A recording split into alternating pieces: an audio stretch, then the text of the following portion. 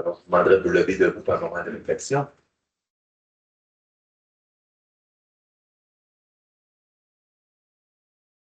Merci, je vais vous asseoir.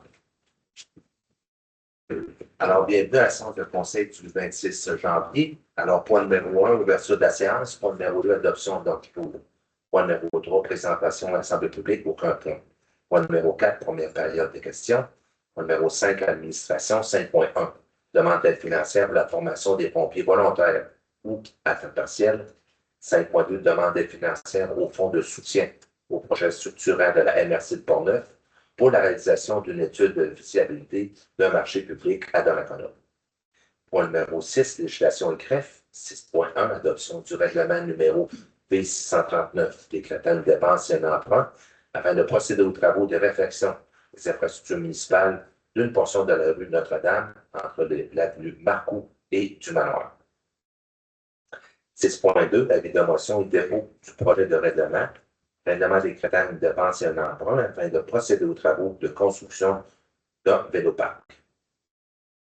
Point numéro 7, gestion contractuelle 7.1, octroi du mandat d'évaluation des bâtiments et d'équipements à l'entreprise SPE, valeur assurable. 7.2, octroi de contrat de travaux de réflexion des infrastructures du boulevard Victorin, de l'avenue Matte et des rues Pagé et Boivin. 7.3, octroi de mandat de service professionnel relatif au contrôle qualitatif des matériaux pour les travaux de réfection des infrastructures du boulevard Victorin, de l'avenue Matte et des rues Pagé et Boivin. 7.4, résiliation du volet de la surveillance des travaux du mandat de service professionnel d'ingénierie relatif à la réfection des infrastructures du boulevard Victorin, rue Pagé, Boivin et Matte.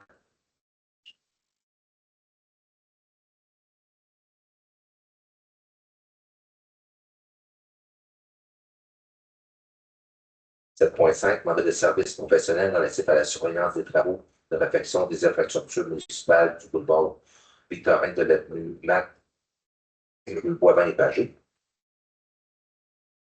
On a fait. On a 7.7. 7.6. 7.6. Je pensais que j'avais fait. Octroi du mandat de service professionnel relatif au contrôle qualitatif des matériaux ou de réfection des infrastructures d'une portion de la rue Notre-Dame entre l'avenue Marcoux et du Manoir.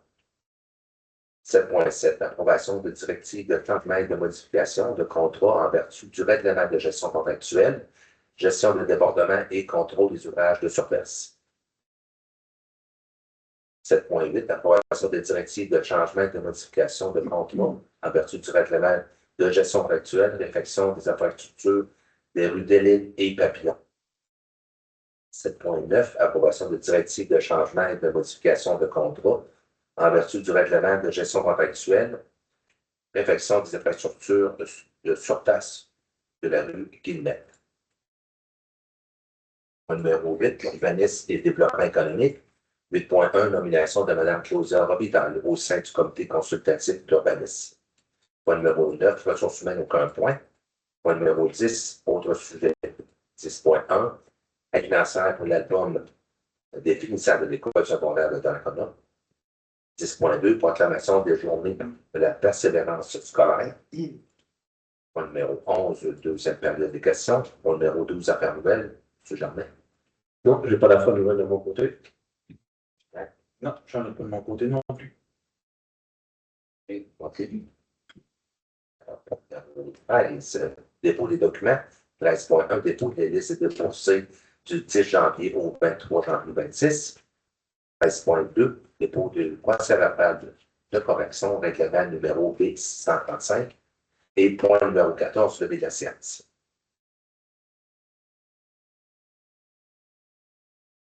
Alors, point numéro 1, ouverture de la séance, un propos d'ordre. Je propose.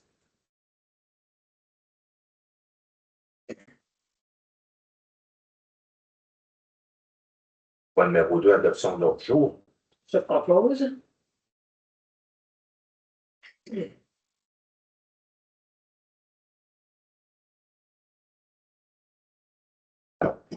Quatre, la période de questions. Est-ce que nous avons des questions en ligne de M. Germain?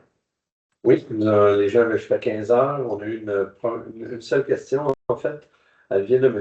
Jean-Guy Barbeau, qui demeure sur la route 138 à Donnacona. Donc, sa question va comme suit.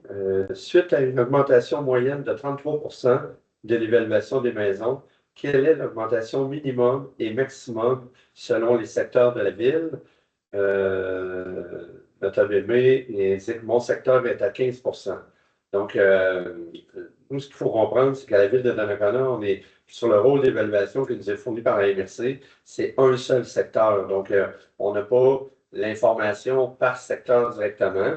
On ne pense même pas que la MRC, dans son rôle même, est en mesure de pouvoir, ils ont sûrement la donnée, mais on n'est pas capable de pouvoir essayer de façon pointue de connaître le minimum et le maximum par secteur, parce qu'il n'y en a pas de secteur à Donnacona. Donc, par contre, ce qu'on a pu aller chercher comme information, c'est que oui, la moyenne, c'est 33%, mais le minimum, donc l'immeuble, un logement, donc une maison, ça a varié entre moins 4%. Donc, une maison que son évaluation, en fait, a baissé j'avais le chiffre là, est passé de 250 800 à 240 600. Et la plus forte augmentation, c'était 72% de la valeur. Donc, une évaluation qui est passée de 179 000 à 307 200. Donc, c'est sûr que c'est les extrêmes, mais c'est la donnée qu'on est en mesure de pouvoir mentionner, étant donné qu'on n'est pas divisé par secteur au niveau du rôle d'évaluation. C'est la seule question avec. Merci. Il n'y a personne dans la salle, tu conclus la période de questions. Alors, point numéro 5, administration. 5.1, demande d'aide financière pour la formation des pompiers volontaires ou à temps partiel. Alors, considérant que le règlement sur les conditions pour exercer au sein du service d'incendie municipaux prévoit une exigence de formation pour les pompiers de service de sécurité d'incendie afin d'assurer une qualification professionnelle minimale. Considérant que ce règlement s'inscrit dans une volonté de garantir aux municipalités la formation d'équipes de pompiers possédant les compétences et les habiletés nécessaires pour intervenir efficacement en situation d'urgence. Considérant qu'en décembre 2014, le gouvernement du Québec a établi le programme d'aide financière. Considérant que ce programme vise également à favoriser l'acquisition des compétences et des habiletés requises par les pompiers volontaires ou à temps partiel. On sent que la municipalité ne prévoit aucune formation pour le programme Pompier 1 ou Pompier 2, mais prévoit différentes autres formations à la cohorte de l'année financière 26-27. Alors, la résolution que le Conseil municipal de la Ville autorise la présentation d'une demande d'aide financière pour la formation de ces pompiers dans le cadre du programme d'aide financière de la formation des pompiers volontaires ou temps partiel au ministère de la Sécurité publique et de transmettre cette demande à la MRC de Port-Neuf. Je vais vous en proposer.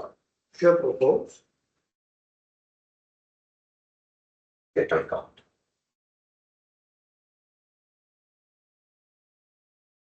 Alors, 5.2, demande d'aide financière au fonds de soutien au projet structurant de la MRC de Port-Neuf pour la réalisation d'une étude de fiabilité du marché public à Donnacona. Considérant que la Ville souhaite évaluer la faisabilité du marché, considérant que les coûts pour la réalisation d'une telle étude sont de 6 500 $ auxquels s'ajoutent les taxes applicables. Considérant que la Ville souhaite déposer une demande d'aide financière au fonds de soutien au projet structurant de la MRC. Alors, la résolution que le Conseil municipal autorise le dépôt d'une demande d'aide financière au fonds de soutien au projet structurant de la MRC de Port-Neuf pour la réalisation d'une évaluation de fiabilité du marché public. Conseil municipal mandate M. Benoît Pignon, directeur du service de l'urbanisme et du développement économique, pour compléter et signer au nom de la Ville tous les documents relatifs à cette demande, que la Ville s'engage dans le cadre de sa demande à contribuer financièrement au montant de 3 413 mise de fonds sur un coût de 7 474. Alors, je reviens à notre proposant. Je propose. Quelqu'un est contre? Alors, c'est complété. Point numéro 5. Point numéro 6, législation greffe. Alors, 6.1, adoption du règlement numéro B638, décrétant une dépense et un emprunt afin de procéder aux travaux d'affection des infrastructures municipales d'une portion de l'avenue Notre-Dame entre l'avenue Marcoux et du Manoir. Donc, considérant que la ville prévoit procéder à la réfection des infrastructures municipales d'une portion de la rue Notre-Dame, donc soit entre les avenues Marcoux et du Manoir, considérant la lettre de confirmation de l'aide financière du ministère des Affaires municipales pour l'aide financière dans le cadre du programme Primo 2023, le volet 2. Donc, considérant qu'il est nécessaire de procéder à un emprunt pour financer les travaux, considérant la motion des deux projets qui ont été faits lors de la précédente séance, donc le 2 janvier 2026.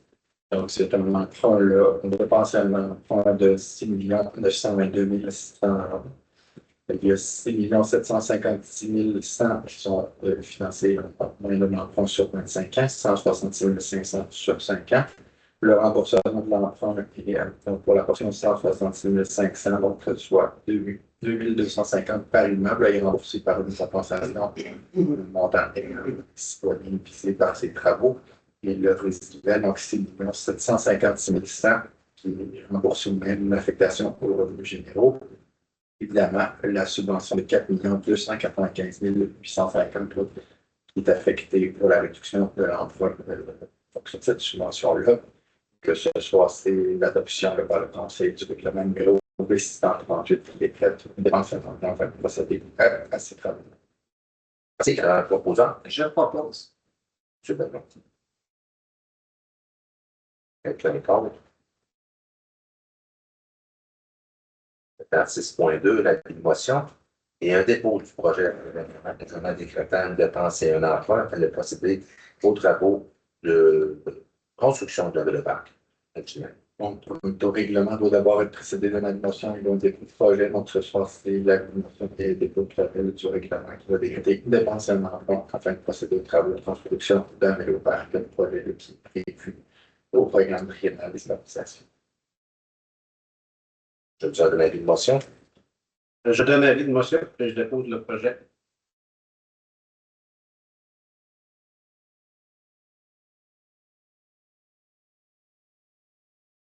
Ensuite, on met le point numéro 6, point numéro 7, les 9 prochains points sont expliqués par le directeur général. Alors, 7.1, octroi du mandat d'évaluation des bâtiments et équipements à l'entreprise SPE Valeurs Assurances. Donc, j'arrive à la page. Je n'avais pas noté le numéro de la page de la. Ouais. OK, dans le lion. Donc, le 3 du mandat d'évaluation des bâtiments et équipements. Donc, il était nécessaire d'évaluer les bâtiments et les équipements de la ville afin d'obtenir une couverture d'assurance plus juste. La dernière évaluation avait été effectuée en 2018. On a reçu un ordre de l'entreprise SPE Valeurs Assurables et considérant qu'en vertu du règlement V578 sur la gestion contractuelle, la ville peut conclure un contrat de gré à gré. Donc, le but de la résolution de ce soir est d'octroyer le mandat pour l'évaluation des bâtiments et leur équipement à l'entreprise SPE Valeurs Assurables pour un montant de 48 703,41, incluant les taxes, et d'autoriser une dépense du même montant à même le poste budgétaire du fonds général. Alors, je vous donne un proposant. Je propose. D'accord. Alors, 7.2, octroi du contrat de travaux de réfection d'infrastructures pour le boulevard Victorin, l'avenue Matt et les Paris des Bois-Blancs. Oui, donc, concernant le projet de la Ville de procéder à la réfection des infrastructures qui viennent d'être nommées, concernant l'adoption par le Conseil du règlement V629 et son amendement décrétant une dépense et un emprunt pour la réalisation du projet, considérant l'appel d'offres public qui a été lancé par la Ville pour procéder à la réalisation des travaux et considérant les soumissions reçues pour la réalisation des travaux, qui se détaillent comme suit. Donc, groupe Cola Québec Inc., 13 641 783,75. Entreprise GNP Incorporée, 12 637 334,38. Tous les montants que je donne ici, c'est incluant l'ensemble des taxes. Charles-Auguste Fortier Incorporé, 12 435 794,45. Groupe Allen, 10 816 848. Les excavations La Fontaine Incorporée, 10 726 930,87. L'entrepreneur Action Projects Incorporé, 10 562 873,60. Giroux et Lessard Limité, 10 185 931,63. Excavation Tourigny Incorporée, 9 402 756,55. Et finalement, Construction et Pavage Portneuf Incorporé, 9 164 891,88. Donc, considérant l'analyse des soumissions et la recommandation de l'ingénieur du projet d'octroyer le contrat au plus bas soumissionnaire conforme, considérant que l'entreprise Construction et Pavage Portneuf est le plus bas soumissionnaire conforme. Donc, le but de la résolution est d'octroyer le contrat de réfection des infrastructures du boulevard Victorin, de l'avenue Matte, des rues Pagé et Boivin d'entreprise Construction et Pavage Portneuf Incorporé, suivant les conditions stipulées au plein de vie préparé pour le projet. Un proposant? Je propose. Quelqu'un contre? Maintenant, 7.3. Octroi du mandat de service professionnel relatif au contrôle qualitatif des matériaux pour les travaux de réfection des infrastructures sur le boulevard Victorin, Matte, Pagé et Boivin. Oui, donc, concernant toujours le projet de réfection des mêmes rues qui viennent d'être nommées, concernant l'adoption par le Conseil du règlement V629 relatif au projet et son amendement également, considérant qu'il était nécessaire d'octroyer un mandat de service professionnel relatif au contrôle qualitatif des matériaux pour les travaux, considérant les offres reçues de 5 fournisseurs et qu'en vertu du règlement V578 sur la gestion contractuelle, la Ville peut conclure un contrat de gré à gré. Donc, le but de la résolution de ce soir est d'octroyer le mandat de service professionnel relatif au contrôle qualitatif des matériaux pour les travaux de réfection des infrastructures du boulevard Victorin, de l'avenue Matte, des rues Pagé et Boivin à l'entreprise LEQ Limité pour un montant de 110 704,83 et d'autoriser les dépenses du même montant à même le poste budgétaire du Fonds général. Merci. Un proposant? Je propose. Quelqu'un contre? 7.4. Désignation du volet de la surveillance des travaux du mandat de service professionnel d'ingénierie relatif à la réfection des infrastructures de Victorin, Pagé, Boivin et Matte. Donc, toujours dans le cadre du même projet, considérant que le mandat de service professionnel d'ingénierie relatif à la réfection des infrastructures de ces rues incluait la surveillance du projet, considérant que ce mandat était octroyé à la firme Aviso Expert Conseil en vertu de la résolution numéro 2024-06-211, adoptée par le Conseil municipal lors de la séance ordinaire du 10 juin 2024, suivant un appel d'offres public. Considérant que la conception des plans de vie est complétée et que ce projet en est à l'étape de la réalisation des travaux et de la surveillance, considérant la correspondance du 27 novembre 2025 par laquelle Aviso Expert Conseil demande la résiliation du mandat accordé, considérant la réponse de la Ville transmise le 14 janvier 2026 relativement à cette même demande, considérant qu'en l'absence d'un retour d'Aviso Expert Conseil à cette réponse et afin d'éviter de mettre en péril la réalisation de ces travaux cet été, il s'avère opportun de résilier le volet de la surveillance des travaux de ce projet pour le confier à une autre firme apte et disposée à effectuer cette surveillance. Ça va d'ailleurs faire foi d'une résolution qui va suivre tout de suite après.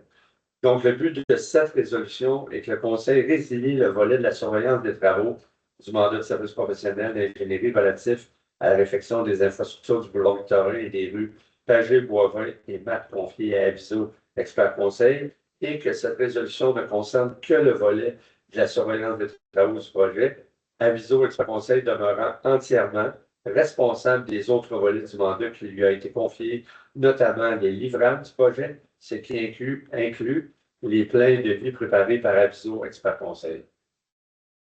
Un proposant? Je propose.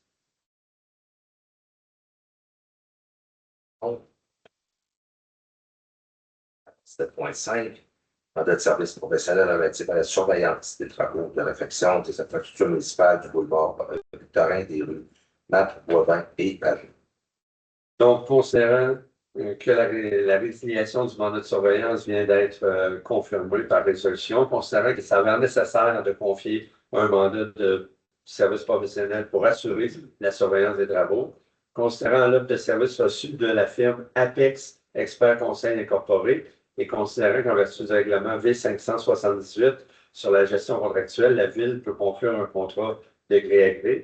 Donc, le but de la résolution de ce soir est d'octroyer le mandat de service professionnel relatif à la surveillance des travaux de réfection des infrastructures municipales du boulevard Victorin, de l'avenue Matte et des rues Boivin et Pavé à Apex Expert Conseil Incorporé pour un montant de 151 767, incluant les taxes. On parle de 138 600 incluant les taxes nettes, et d'autoriser cette dépense à même le poste budgétaire du Fonds général. Alors, le proposeur, Je propose. quel compte? 7.6, octroi du mandat de service professionnel relatif au contrôle qualitatif des matériaux.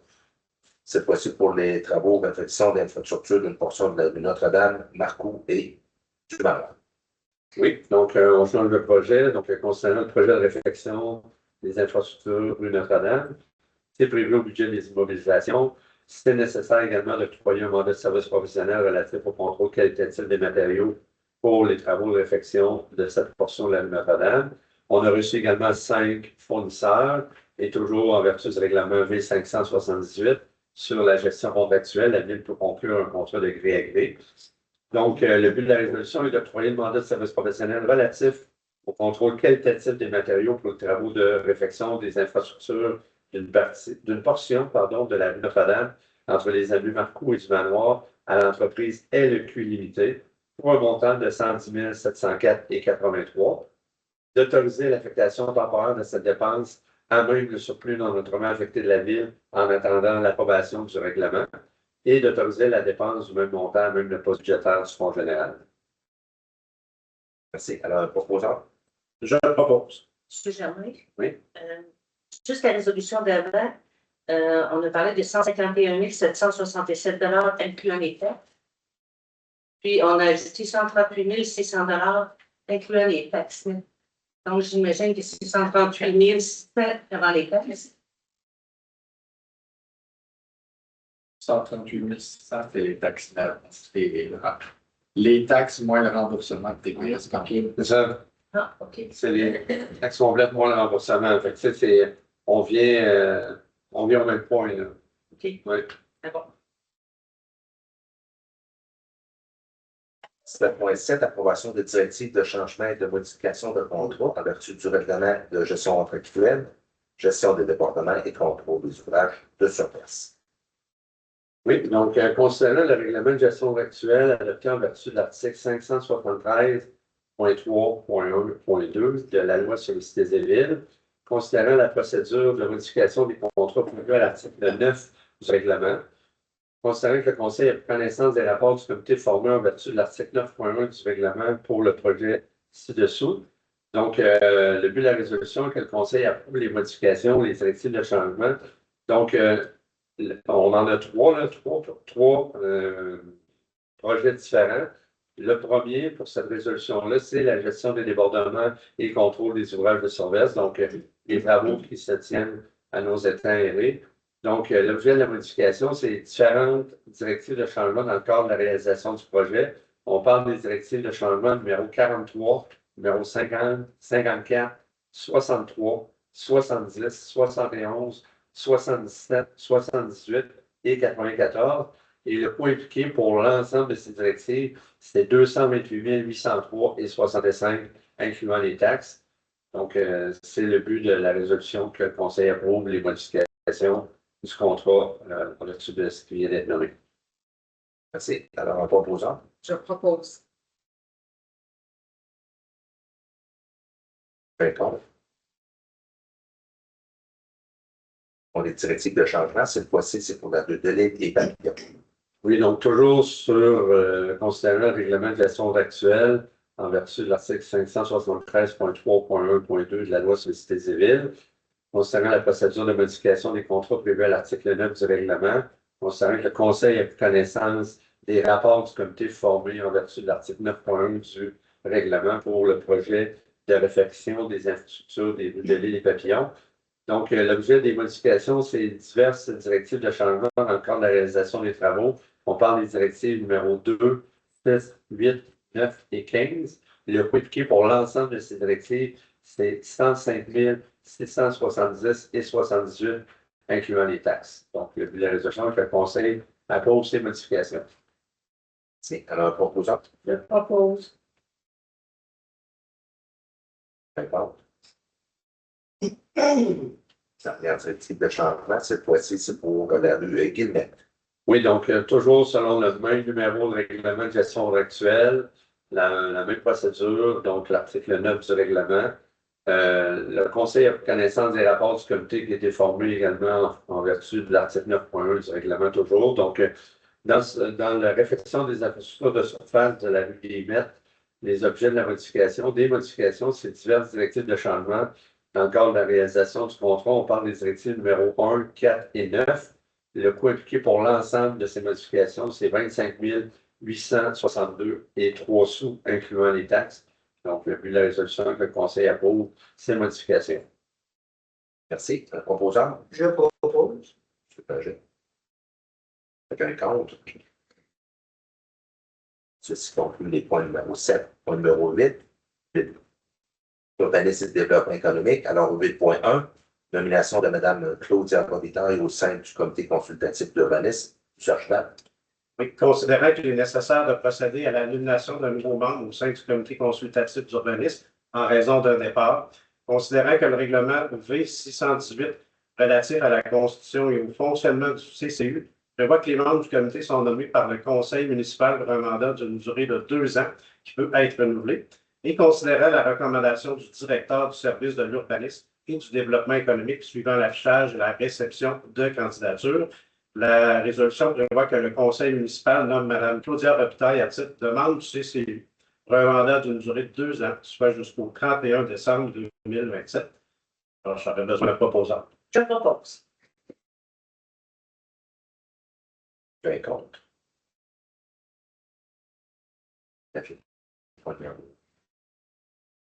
Point numéro 10, autre sujet. Alors, 10.1, aide financière pour l'album définissant de l'école secondaire de Taquana, considérant la correspondance reçue par l'école secondaire, dans laquelle le comité des albums définissants demande une aide financière de la Ville dans le cadre de la réalisation des albums définissants pour la promotion 25-26.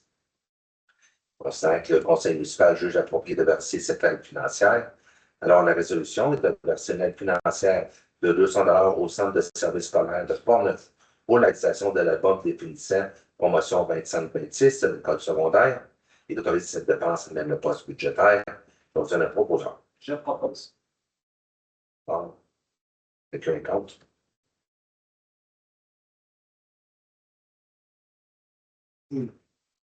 Alors, 10.2, proclamation des journées de persévérance scolaire.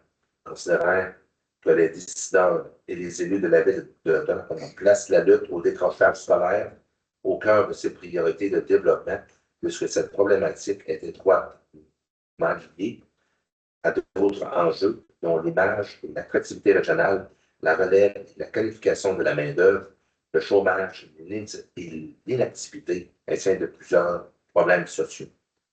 Considérant que les élus de la ville tiennent à valoriser la réussite éducative et de soutenir le développement des compétences et l'épanouissement de l'individu. Considérant que les conséquences individuelles du décrochage scolaire sont nombreuses sur la santé physique et mentale, sur le comportement social, sur l'employabilité et sur la productivité au travail. Considérant que le décrochage scolaire a des impacts négatifs significatifs sur l'économie de notre municipalité, à savoir que le coût économique du décrochage scolaire est estimé à 29 050 par année par décrocheur, représentant près de 14 millions par année pour le Québec. Avec 114 milliards.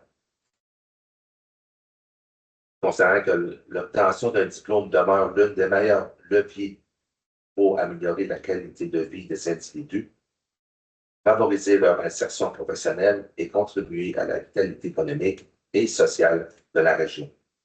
Considérant que selon les études régionales, les bénéfices de la persévérance scolaire, chaque niveau de diplôme entraîne une hausse notable du revenu d'emploi et d'une meilleure stabilité professionnelle, confirmant que la réussite éducative est un investissement durable pour l'avenir de la MRC de Port-Neuf. Considérant que les jeunes de la MRC de Port-Neuf sont de plus en plus nombreux à persévérer, mais qu'encore 17,1% de ces jeunes décrochent annuellement avant d'avoir obtenu un diplôme d'études secondaires. Considérant pour garantir le dynamisme de notre région, la prospérité de nos entreprises et la pleine participation de nos citoyens à l'économie de la MRC de Portneuf, il est crucial de poursuivre les efforts de mobilisation autour de la réussite éducative. On sait que la réussite éducative n'est pas un enjeu qui concerne exclusivement le monde scolaire, il y a un enjeu de social. Il faut se préoccuper collectivement, et ce, dès la toute petite enfance jusqu'à l'obtention par le jeune de diplôme qualifiant pour un emploi, peu importe l'ordre de l'enseignement. Alors, la résolution que le Conseil municipal de la Ville proclame le 16, 17, 18, 19 et 20 février prochain comme étant les journées de la persévérance scolaire dans les municipalités et s'engage. 1. Appuyer le chantier réussite éducative de Portneuf, l'ensemble des partenaires mobilisés autour de la lutte au décrochage scolaire afin de faire de Portneuf une région qui valorise l'éducation comme un véritable levier de développement de ses communautés. Encourager et féliciter publiquement les jeunes citoyens de la ville pour leur persévérance scolaire. Porter fièrement un ruban vert et blanc de la persévérance scolaire pour démontrer leur appui. Participer au jeudi Persévère le 19 février en portant des vêtements ou un accessoire de couleur verte pour démontrer son engagement envers la persévérance scolaire.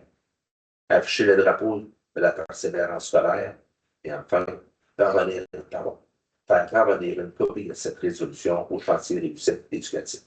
Je leur donne le proposant. Je propose. Il me semble qu'on avait dit que le drapeau. C'est juste que là, il avait.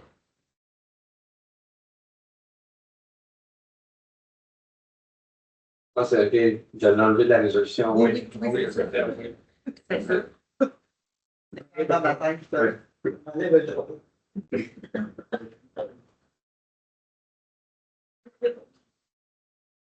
Alors, ceci complète le point numéro 10. Point numéro 11, deuxième période de questions à personne dans la salle. Si tu conclus la deuxième période de questions, on passe directement au point numéro 13, dépôt des documents.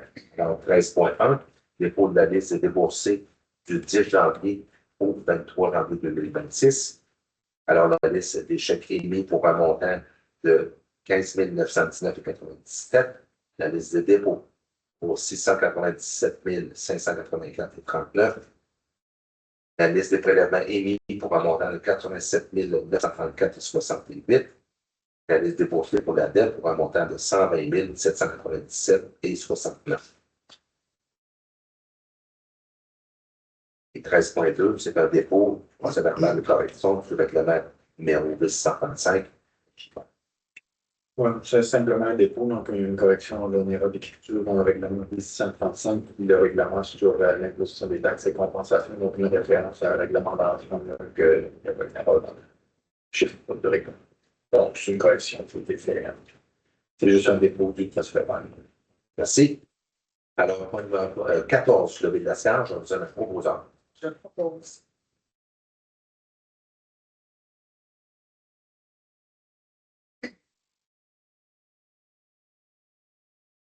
Tu conclus la séance de conseil du 26 janvier. Merci.